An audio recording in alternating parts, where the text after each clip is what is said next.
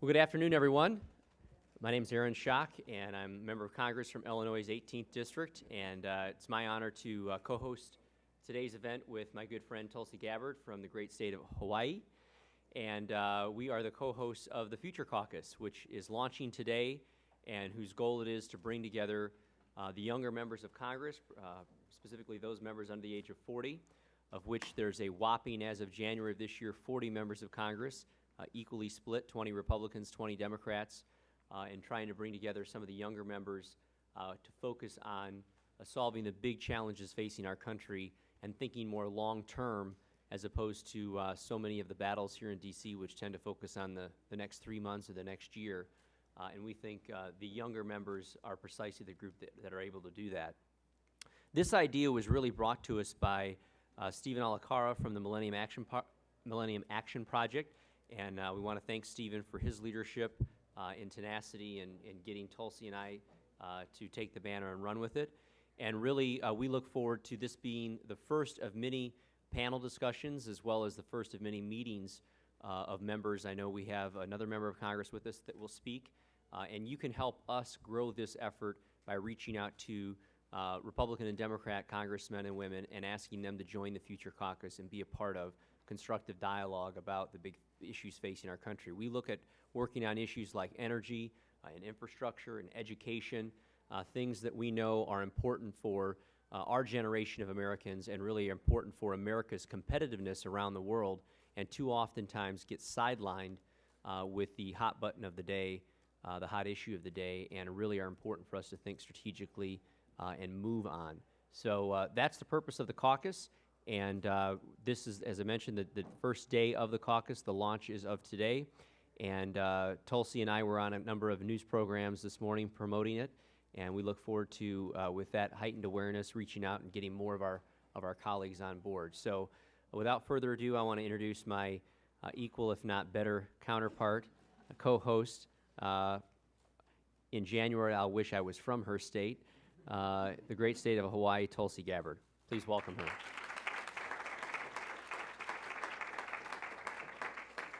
See, he learns quickly. I want to say aloha and thank you to all of you for joining us today. This is a special day and kind of a historic event.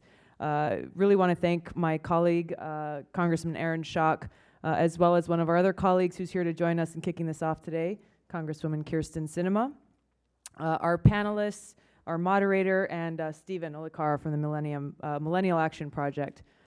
This is a special event, and I couldn't be more proud to be able to partner with Aaron Schock in launching this, because we share this common passion for really finding common sense solutions, for being practical, being pragmatic, holding on to the principles that we ran on to become members of Congress, the principles that are reflected from our constituencies in our district, but to work together and find practical ways to find common ground and find solutions, not just to the topic of the day, but really to look forward far into the future so that we can do our jobs in being responsible towards that next generation that will come after us. To me, what the Future Caucus really embodies is what we call in Hawaii the aloha spirit.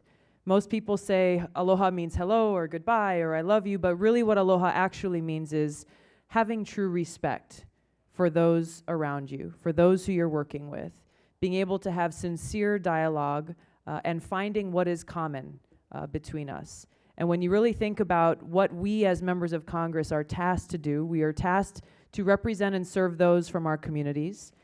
And we look back to our communities every time we go home, and we listen to our senior citizens who have concerns about healthcare. We listen to those our age or entrepreneurs, those who are forming startup companies. We listen to kids who are going to college. The diverse spectrum of the issues that we deal with are actually common in each of our districts, which is why there's so much potential for us to be able to work together to bring that innovation that is existing in our communities here to the halls of Congress and to find and execute real solutions. I want to welcome my colleague Kyrsten Sinema now here to say a few words before we turn the mic over to Stephen Olikara. Thank you so much. Mahalo.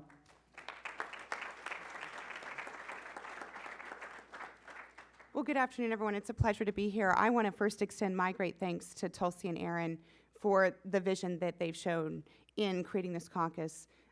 While you may think the number 40 is not a large number, the truth is that to have 40 members under the age of 40 in the halls of Congress is historic.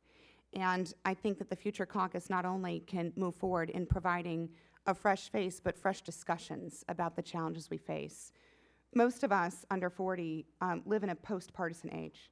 We're much more concerned about solving the challenges that we face and that we know that our children will eventually face than we are about red or blue or elephants or donkeys. And that, I think, is what the Future Caucus brings, is a shared commitment to the real challenges that real people face throughout this country. Challenges like keeping up with the technological innovations, making sure that we can remain globally competitive, ensuring that children can live healthy and happy in their communities and look forward to an education that leads to an innovative employment in the future. These are the kinds of issues that young people are concerned about. What young people are not concerned about as much is the bickering that takes place in Washington, the constant gridlock, and the inability to solve even the most simple of challenges. And the Future Caucus is here to send a message to our colleagues throughout Congress that we've got something right, that young people in this country have something right, that if we work together and put aside the egos and the partisanship, we can solve these problems. So while there's only 40 members today who are under 40 who serve in Congress, it is my hope that the work that you'll see come out of this caucus will inspire other young people to choose public service as part of their future as well. So thank you all, and I'm very excited about what I think will be very innovative ideas coming out of this caucus. Thanks.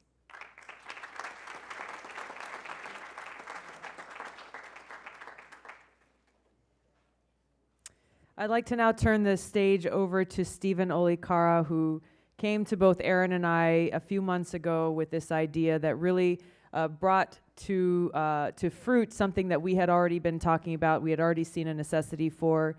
He's been a great proponent and a hard worker in getting this established, and he is also the co-founder of the Millennial Action Project. Stephen, it's all yours.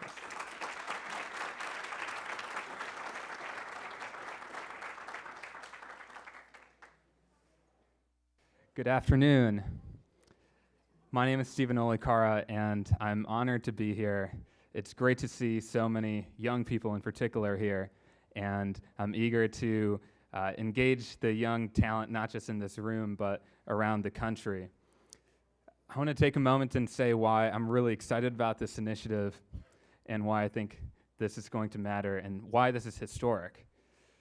The first millennial in Congress and the youngest woman in Congress have come together to rally their counterparts across partisan lines to advocate for the future. That's really powerful, and I want to highlight that point. One of the greatest threats that faces our democracy, in my opinion, is the disunity of our political leadership. And a couple of years ago, a group of friends and I across the political spectrum felt that we needed a new generation of leadership to respond to that challenge. And to us, it wasn't just the student loan debt that we often had upon graduating. It wasn't just that a lot of our peers didn't have jobs, but it was also the long-term challenges that we inherit 20, 30, 40 years from now: the national debt, environmental degradation, an ill-prepared education system for the global economy. And so we just asked ourselves, who's there advocating for the future? And at the time, there was a couple members of Congress of our generation actually here.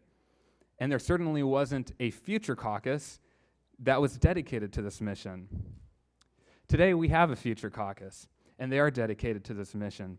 And I couldn't be more grateful to the leadership of co-chair Aaron Schock and co-chair Tulsi Gabbard for their leadership. Thank you.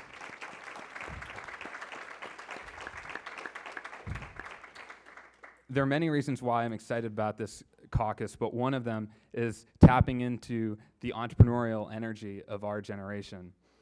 Over half of our generation actually identifies as an entrepreneur. We've either started a business or want to start a business if we had access to the capital and resources. There's so many innovative solutions out there, and now the Future Caucus can engage that energy and that talent and find creative public-private partnerships to scale that those solutions nationally. And what's special about that is those solutions don't fit perfectly into the left or right divide. In fact, it disrupts and explodes that divide. And I think that's going to be very powerful here in Congress and around the country. The last thing I just want to briefly mention on a personal level is that I'm incredibly inspired by the leadership of the young members of Congress. I mean, they're approximately our age, and they're making a tremendous positive impact on our country. And what's special about this country, in my opinion, is that we're so diverse, but we don't always have to be divided. And it's leaders who are there to live up to that ideal of our country. I've lived that growing up in a small town in Wisconsin as a first-generation American. It's building bridges of cooperation that makes this country great, and that's the leadership on display by our co-chairs. So I just want to say I'm extremely grateful for your leadership in bringing this vision to fruition, and I'm excited to see all of the great work that you're going to do. Thank you.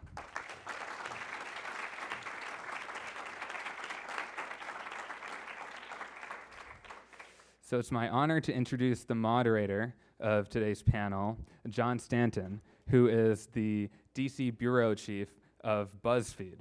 Many of you might be familiar with BuzzFeed, but they're one of the leading national news outlets engaging millennials. And I always enjoy when my friends outside of DC in Wisconsin who aren't involved in politics at all are often sharing BuzzFeed articles on Facebook and Twitter and through other means. So I want to thank John for being our moderator, and let's give him a round of applause.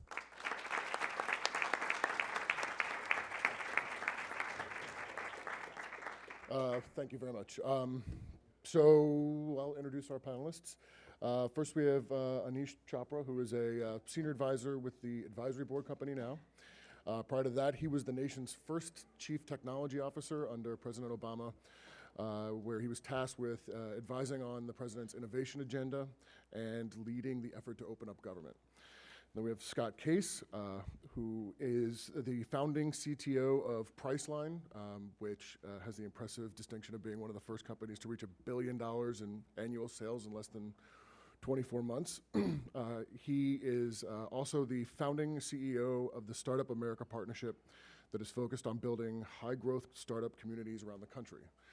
Of course, we all know the Congress people here, so I don't know that I need to really introduce them.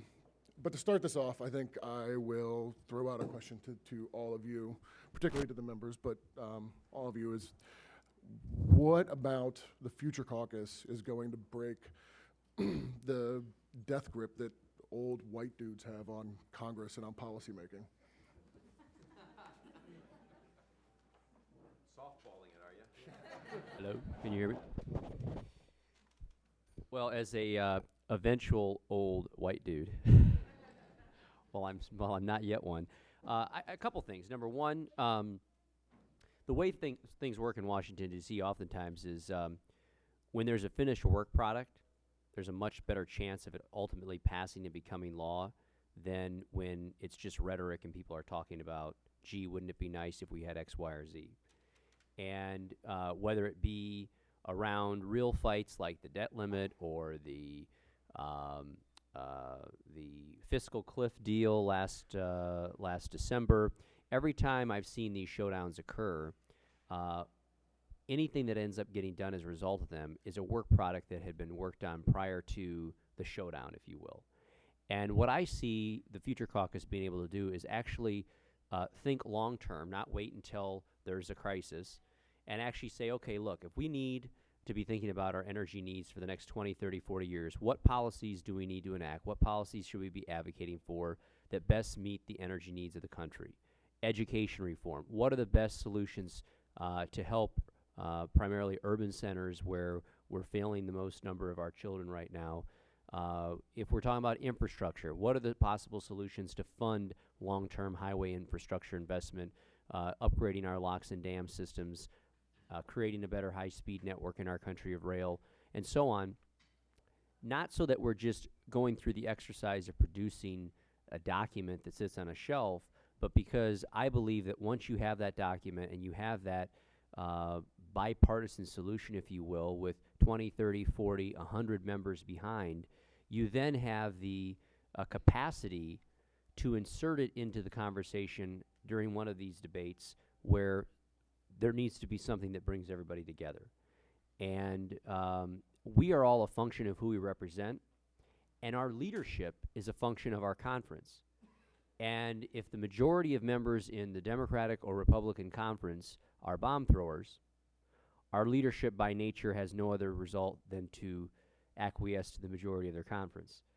But if the majority of their conference is saying, look, we want this constructive proposal, we want this constructive solution, this is something our constituents back home tell us that is important, then our leadership is able to carry that baton forward or that solution forward and actually get it passed. And I believe that where there's a will, there's a way, and I think that the 40 members that are under the age of 40 represent great opportunity, not only because of their fresh perspective they bring to Washington, D.C., but also because in many cases they're going to be here a while. And what they don't have in terms of institutional knowledge, they more than make up for with energy and determination to actually get something done.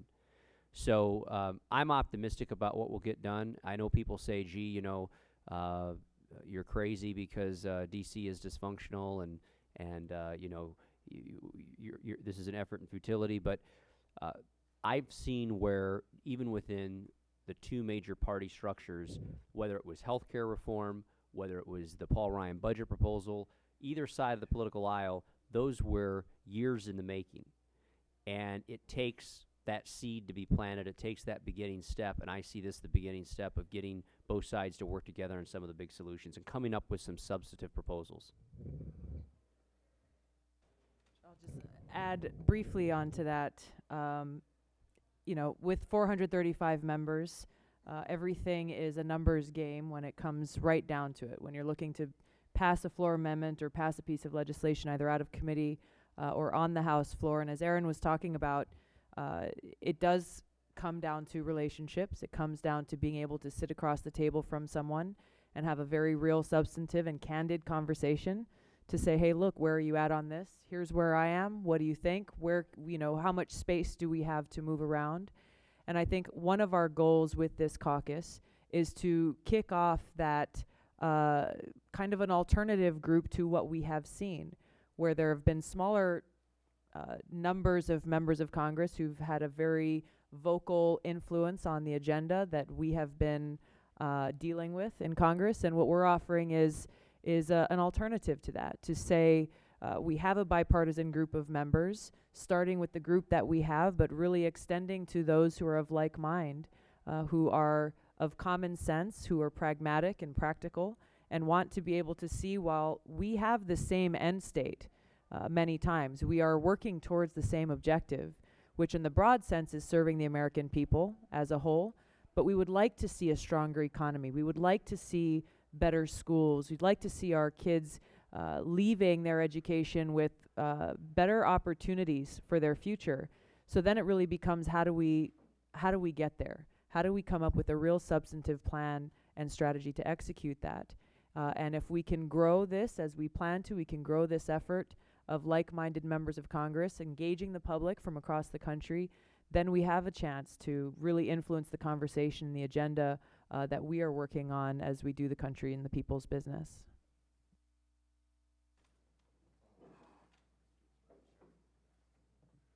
Well, from a business perspective, what do they do to help with encouraging technology, encouraging businesses from, here in Washington? I mean, it feels like because of the sort of institutional drag that Congress has, that the executive branch has, it does seem to get in the way of new technology and new businesses a lot. And I'd be curious to see how you guys think they break that death grip. Well, I might start and let Scott pick it up. I came from Virginia, where I served in the governor's cabinet, and a similar model called the Council on Virginia's Future brought the business community, the legislative branch, and the executive branch together with a very similar spirit of looking towards the future. And when those bodies came together, they reached consensus on what do we need to have 21st century infrastructure for the economy, focusing on broadband. They realized that we need to make sure that we have a skilled workforce to prepare for the jobs and industries of the future, so a higher ed bill came forward on a bipartisan basis. And we reached common ground that we need to make sure that our house is in order itself, and we made government more productive, leading to Virginia getting a best managed state designation. And that was because the caucus focused on small investments that could yield savings down the road, and the business community brought ideas to make government work better. So in many ways, seeing what's worked in the past might apply very well in this context. You know, to set the stage, there's general agreement that there's a formula for America's economic success. And that general agreement has been that we've invested in the building blocks of an innovation economy. We've had bipartisan support for research and development investments. We've had bipartisan support for making sure we had a skilled workforce, bipartisan support for making sure that we had an infrastructure for the future. There's an emerging consensus that we could set rules of the road that promote innovation and entrepreneurship. Perhaps one of the best examples of bipartisanship in the last couple of years is the Jobs Act, which was Congressman Eric Cantor on the House and Senator Mark Warner, among others, working with President Obama to bring an idea forward that Scott and I worked on more directly. So getting rules of the road to promote innovation and entrepreneurship, there seems to be a lot of opportunity.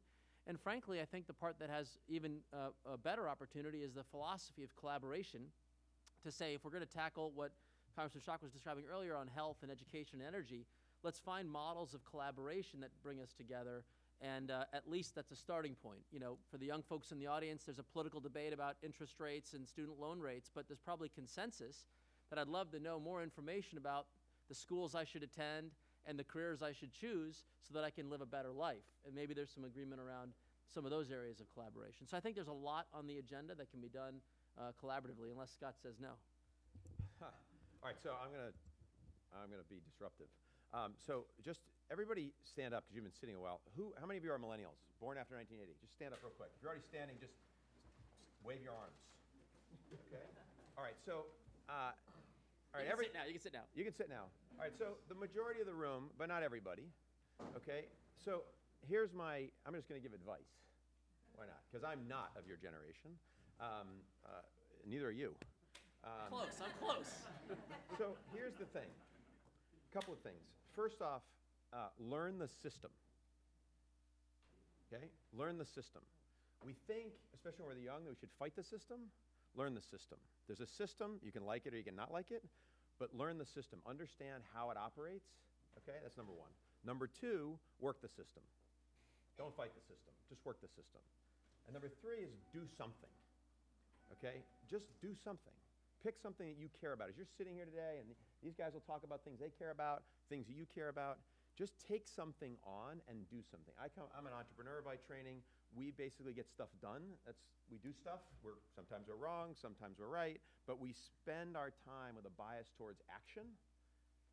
But in this context, you really have to know the system and work the system to get anything done. And so it's okay. Like, I just found a lot of people, like, they want to fight the system. It's like, look, this is the system, right? Work the system, okay? And if you think about where you've been successful on your own tracks, you're oftentimes been the people who understood the system and worked the system. Could have been changing classes in college. Could have been the move you made to get a job that you cared about. It's natural, but do it in this context and pick something that you really care about and try to push it through the system. It might take you a few years, right? But that's okay. You'll get something done. So you have to be a little patient in this world because it moves as fast as we'd like it to, but that's just our system.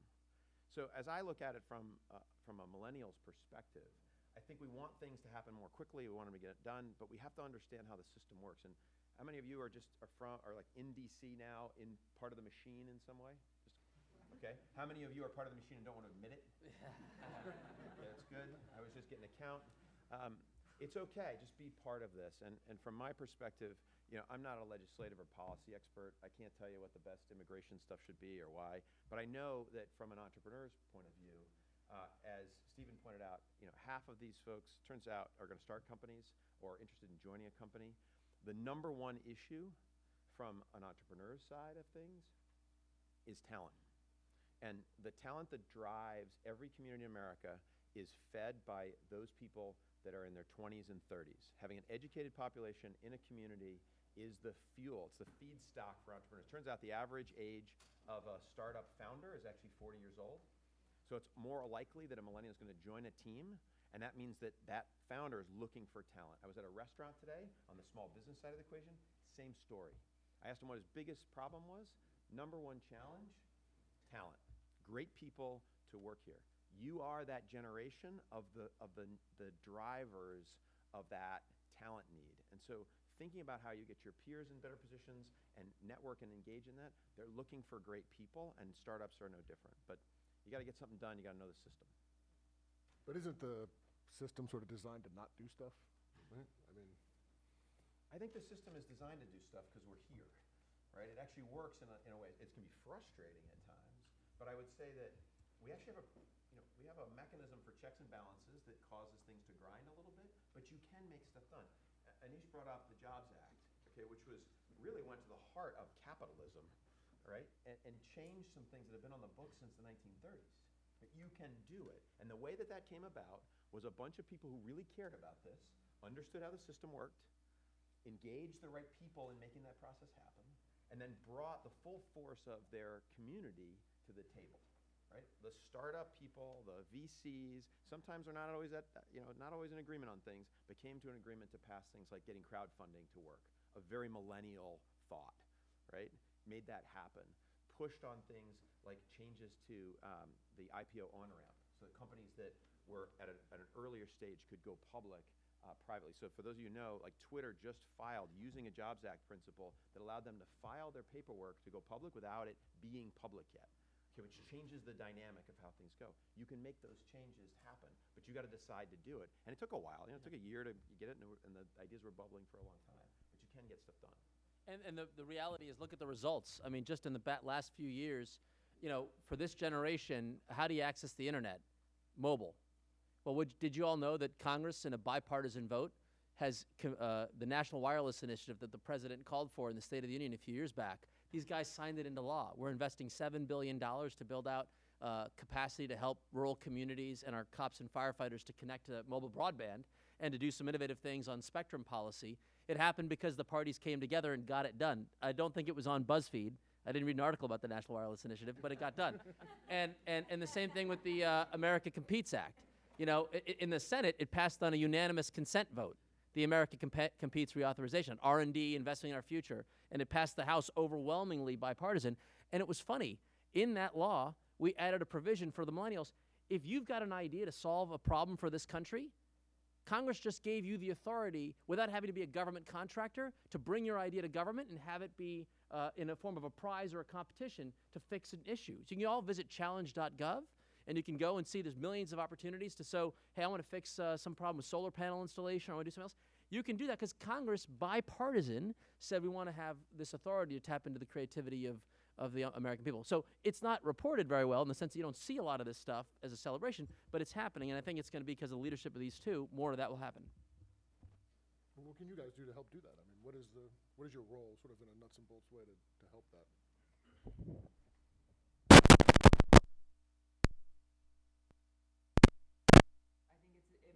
Starting exactly where we are.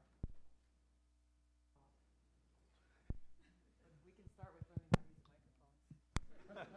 microphones. Testing. All right, here we go. This is where it starts. When we look back, I'll point back to one of our senior senators from Hawaii who passed away late last year, Senator Inouye, spending time with people like him, Senator Akaka. So many of our members who served of the previous generation lamented how the importance of relationships that allowed them to be able to accomplish so much had been lost. And this is not something that's exclusive to a generation. It's not a new idea that we have come up with, but it really speaks to how we can accomplish some of these things. It doesn't work. And you look into your own personal lives. You look into your professional relationships, your family, friends relationships. You can't just call someone when you want something done. I can't call Aaron for the first time and say, hey, buddy, I need your vote or I need your support on this if we've never had a conversation before. And that's really where I think the starting point is. That will enable us to tackle so many of these other issues, that will enable us to be able to execute some of these innovative ideas that we will get from people who are actually executing it or trying to on the ground, running up against barriers or obstacles and saying, gosh, there's got to be a better way to do this. And there are better ways. And we want to be able to have these conversations both amongst ourselves, but amongst people who are actually making things happen on the ground. to create that environment that encourages that innovation, and also to learn from people who say, hey, this is how you can change this rule or you can change this law, to be able to create that environment that's more friendly, or to be able to deliver services to communities in a more innovative way. Coming from the state of Hawaii, delivery of education, delivery of healthcare to some of our rural communities who are separated by water from where the hubs exist. These are very real challenges, and they're not exclusive to my state. And seeing how we can use this innovation, use technology to say, hey, this is how we can create opportunities and make sure that we are delivering quality services to people, and it doesn't have to be at a premium because of the opportunities that exist with technology and with what we're looking at going into the future. So again, how do we get this done? It starts with relationships. It starts with being friends. It's investing that time to get to know each other, and not just turning down the volume and saying, okay, well, yeah, how are you doing? But you don't really know, you don't really care to know the answer. You kind of, do the niceties and hope to get to business. It's actually sincerely and respectfully getting to know each other and having these debates, even if you think you're not going to find anywhere that you'll agree on an issue. I've just, having these conversations, you learn a lot. And whether you agree or disagree at the end remains to be seen, but we learn a lot about each other, about the principles, about the diversity of opinions that people have across this country, which always ends with a better product that we are delivering for the people who we work for, which is everybody at home. Well, I think part and parcel is the relationship. Relationship is the foundation to doing anything, whether it's in your own personal life, whether it's in business, whether it's in politics. And I will tell you from my own personal experiences, I served on a school board at the age of 19. I beat the youngest member of the school board. She was 52. Two more in their 50s, two in their 60s, one in their 70s. And 2 years later, they unanimously voted me to be the president of the school board. I didn't become president of the school board because I knew more than the rest of them, but because I spent a lot of time on the phone, cajoling, babysitting, listening, and building consensus among 7 members to get to 4 or 5 on everything we needed to do. When I was in the state legislature, I was never in the majority and was the youngest member. And the first term passed 23 bills, more than any Democrat or Republican in the entire state legislature. I'm saying this not to be boastful. I'm saying this because when people look at me and they say, you're crazy, this can't be done, I look at the campus out here, and it's dysfunctional for one reason. There is so much disconnect. We spend so much of our time, 20-minute, 30 minutes meetings in our offices with constituents that roll in and out, talking about their, sheet of issues that they've come out to Washington, D.C. to lobby their congressmen and women on. We run back and forth to the Capitol for several times during the day to vote, and we attend a series of dinners and receptions each night. And then as soon as the last bell rings at the Capitol, we all rush out to Reagan National Airport or to Dulles and catch the next flight back to our respective districts. And so there's been a disconnect that I've seen in the 4+ years I've been here in actually getting to know one another, understanding where Tulsi and I agree, quite frankly, more often than we disagree. I think one of the most salient points she made was when we go back in August and spend the lion's share of our month of August back with our districts, we hear the same things. I mean, what's the number one issue? The economy. What are people worried about? Keeping their job or getting one. Providing a good life for their family. Putting food on the table. I mean, those aren't partisan issues. So would it be a shock that a lot of the solutions to those problems aren't necessarily partisan? So again, I think we sometimes become a product of our environment out here in D.C. thinking that, oh my gosh, the biggest issue is the CR. Nobody back in my district even knows what a CR is. They're worried about the issues I just mentioned. So to the degree this group can be the foundation of people who are wanting to talk long-term, come up with some real solutions, and also be the forum where those of you in the outside world say, hey, if I've got a solution like the Jobs Act, who are the sane members of Congress that I can go to or the environment that I can go to and pitch it to a bipartisan group of people who might actually take the ball and get it to the finish line. So I see it not only being a healthy group for us both internally but also in terms of getting some things done. Hopefully will be the avenue by which all of you can help feed your good ideas to a group that will look at it in a bipartisan way and ultimately, if it's a good idea, try and get it done. I'm curious to know, again, for everybody, I think, how do you keep millennials in particular, but young people in general, engaged? Because so many of your colleagues right now are engaged in this sort of nonstop hitting each other in the head with hammers, it's turning off a lot of people. Young people don't really engage that well with that. We've found, at least at BuzzFeed, that they sort of get tired of reading stories about John Boehner and Eric Cantor hating each other, or John Boehner and Nancy Pelosi hating each other. Not something they want to read a lot about. And they start to turn off from politics when that becomes sort of the overriding thing that they're seeing. With so much of that dominating such big parts of your conferences, what do you do to keep the young people engaged? Oh, we, as Aaron and I did, we were on Morning Joe this morning and on C-SPAN this morning, the feedback we got instantly, both through Twitter and Facebook, as well as some of the phone calls we got, were from people who were 23, 25, 28 years old, saying exactly that. My gosh, what a refreshing image, what a refreshing message that we were delivering. And these are conversations that we've been having for some time, but being able to bring them to a public forum at every opportunity, I think, can help to really engage people who are looking for that kind of leadership, who are looking for those who are striving to bring servant leadership back to the Congress. And likewise, this is not a one-way conversation. I know that each of us are very active on social media, and it's engaging people back. When they have ideas and they're tweeting messages, it's tweeting back and saying, hey, thanks for watching and thanks for being a part of the conversation. I think the fact that we've seen so many more younger members of Congress elected this year is starting to reflect the engagement levels that we're seeing in our communities across the country, that we're seeing people of all ages saying, my voice and my vote is powerful, it is not to be discounted, and I can make an impact. I can tell you, having just got elected in November, the race that I went through, I was told numerous times, Tulsi, you're too young, you're far too inexperienced, and it's just not your time. You should wait your turn and kind of sit in the back of the room and pay your dues.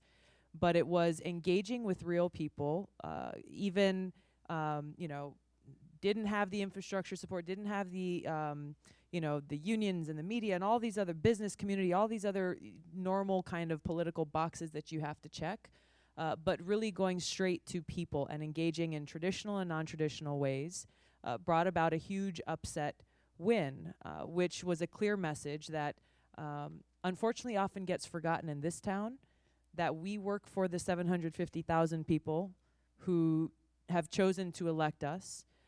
And each and every single one of those people, each and every one of those voices, each and every one of those votes matters. And it does have the ability to make an impact. So not only with the elections and the campaigns, but turning that engagement and that energy into exactly what we're trying to do here, to actually get results. It's not something that we can do in a vacuum here as members of Congress. This has to be a movement collectively that we as a community stand up and say, we're sick and tired of the same old, same old. This is a new direction that we need to take for our country. Just 2 points. One, young people have shown that they're getting engaged politically. This is the first election since World War II that the 18 to 29-year-old demographic outperformed the senior citizen demographic. So it is a substantial voting bloc and a substantial number of people that are getting involved politically.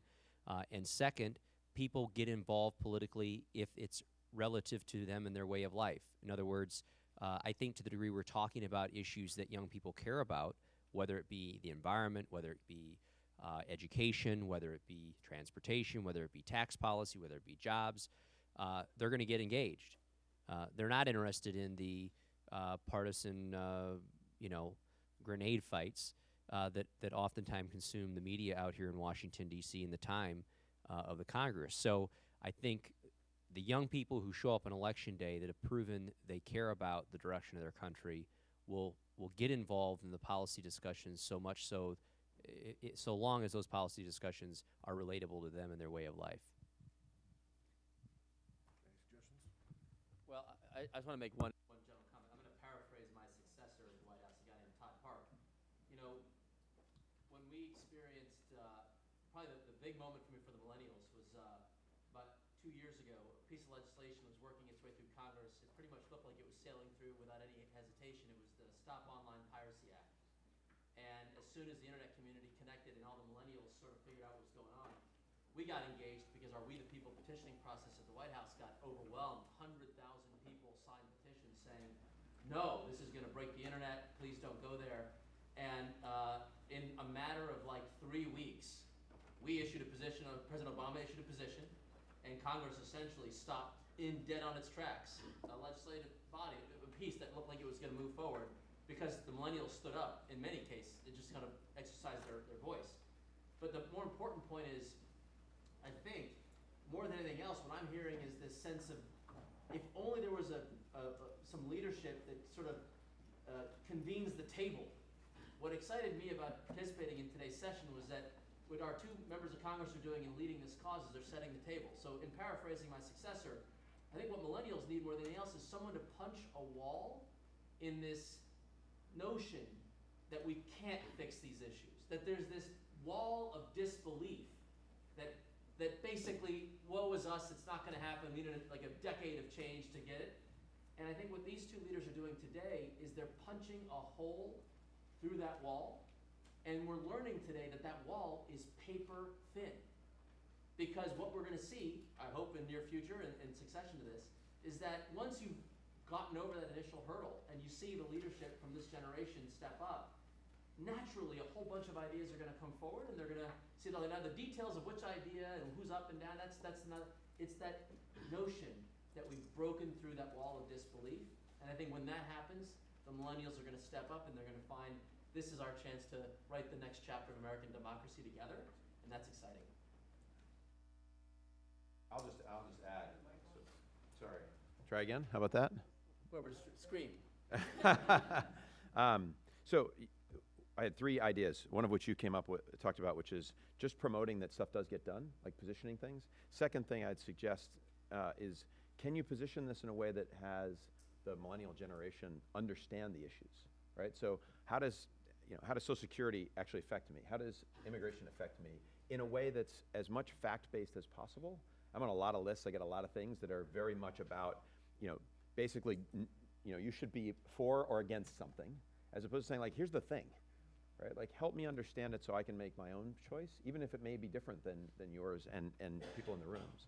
And then the last thing, I think, is I'll challenge the caucus on, which is I think you ought to invite anybody who cares about the future to be part of the Future Caucus, not just those that are under 40, but bring the people in who care about this and are thinking about this, because those 60-somethings have those 20-somethings as their kids and they're engaged in them. So can you start that dialogue, those relationships around this as something that is sort of free of the politics of it, but more about like this generation and the needs and the things that they care about. So I just think the more you can embrace that relationship piece and start packaging these things up in a way that fires up the people that this caucus represents, the easier it is for them to digest it and then to be supportive of it, to get engaged around those particular topics. But I think if you frame it in, it's good or bad, you lose, right? It's much more about here's what it is, and let's engage in a real dialogue around the topic. I think we got time for 1 or 2 questions, so if anyone has one. Walter? Hi, Walter at CBS News. I was wondering if this caucus exists to look after the interests of younger voters on issues like Social Security or the environment. There's a lot of people looking after the older voters, but will this caucus look after the interests of people under 40?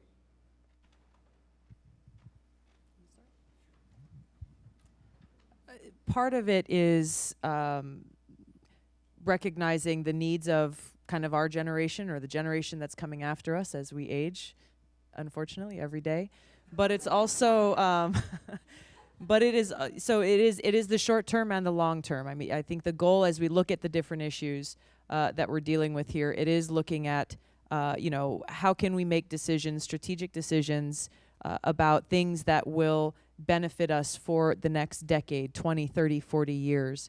For the long term. And I think that's something that frustrates us, is constantly just reacting to what's going on and seemingly trying to crawl out of this black hole that we find ourselves in constantly rather than really being thoughtful in finding ways to set ourselves and the next generation up for success. But I think, you know, to Scott's point, absolutely, it is more so, it's less about a number and an age, and more so about an attitude, and really seeing, again, how do we collaborate? How do we bring people together to be able to plan for today and for a generation to come? As you were talking about the Jobs Act, you're talking about some of the changes to laws that had been in place in the introduced in the 1930s, 1940s. And when you think about where we are as a country and how far we've come since then, it really is far beyond that time for us to really look at, okay, we are the ones now in a position to plan for the next 50 years if we do our job right. And I'll just add one thing on the last question, the conversation. Something that I've been surprised by since I've been here is how some people are really scared to talk to people of the other party or people who don't hold the same position. And one of the first few weeks that I was here, I was walking around on the floor and talking to some of my colleagues, and someone came up to me and they're like, "Don't you know you're not supposed to talk to him?" And I was like, why? What are you talking about? But this happens outside. It happens within our communities as well, where people are sometimes afraid that if they talk to someone who they disagree with, they might be somehow associated with something that they don't agree with, rather than really seeing it as an opportunity for both sides, both communities, both people to grow and to learn, and to really find a solution to a lot of the divisiveness that we see on so many issues in our communities across the country. Simple answer is yes. It's about the younger generation's issues, if you will. But the Future Caucus by nature is about the future. And so I think it's less about people who are in their 20s than it is about people who are in their 20s and 30s who will eventually be in their 50s and 60s. In other words, what do we need to do for the future of the country for the sake of those that are in their 20s and 30s and for the sake of the generation yet to come? And so, and I think while I would agree that we need to incorporate all members of Congress of like mind, whether they're in their 70s or 80s, the reality is people in their 20s and 30s look at life differently, by and large, different than people that are in their 70s and 80s. You look at Medicare differently when you're on it than when you're paying for it for the next 30 years. You look at infrastructure differently when you are in your 80s than when you're in your 20s. You look at education funding. So I think we need diversity of thought, but I also think we need some people who are looking long-term rather than just the short-term, and that's really what the Future Caucus is all about. One more question, anyone?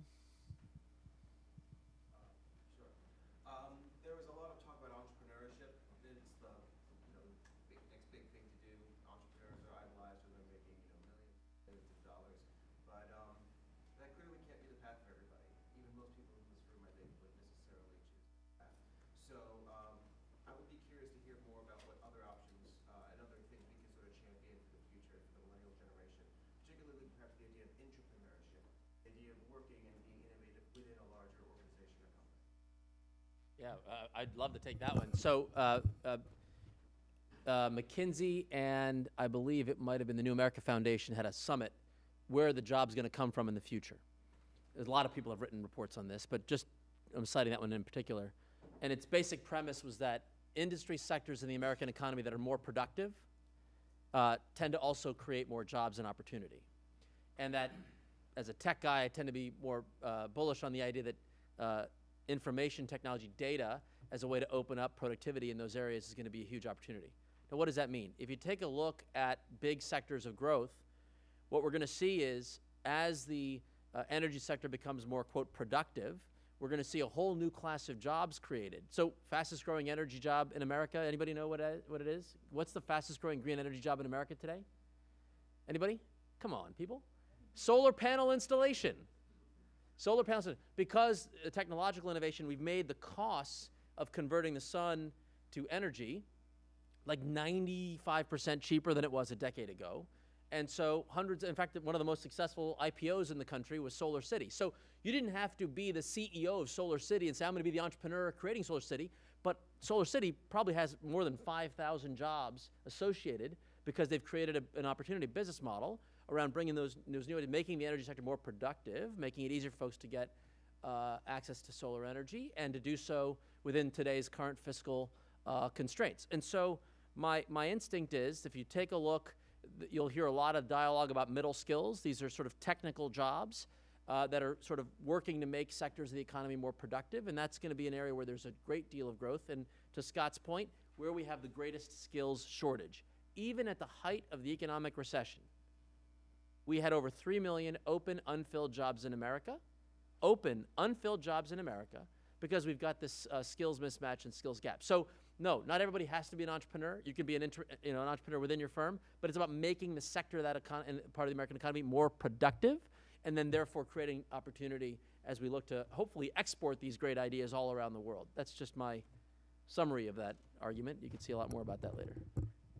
Yeah, the only thing I'll add to that is that I think every business that you might work in was started by somebody. And so recognizing and understanding that that's the spirit behind that company as a part of your contribution to being more productive and to building out that. So we're naturally, and I think the millennials are born to be more this way, is that we have a lot more opportunity to take advantage of innovations and apply them in new ways, and we do that very naturally in our lives. And so I think we're well positioned to continue to drive that. So think of it more about being innovative and driving change about how things become more productive in whatever environment that we're in. But I don't care whether it's a small business, a startup, or a giant multinational corporation. Everybody's looking for that quality of talent. And so I think we're all going to have to sharpen our pencils and get better at evolving much more quickly. So I'll point you guys to a book by Reid Hoffman, which is The Startup of Life. It's basically a whole point of that you don't have a choice. Startup of You, excuse me. You don't have a choice, right? So you might not want to be the entrepreneur that's out in the front, but the reality is that you're all going to go through multiple job changes in your life, and you're going to have to be adaptive to those new opportunities, and it's only going to get faster. We're going to compress the time from a generation of a job to multiple jobs in a generation, and that's not going to change. So we have to get better at it, and I think the millennials are going to be that first generation to become experts at that strategy. Well, I'd like to thank our panelists for joining us here today to talk about this. Can we get a round of applause for them, please?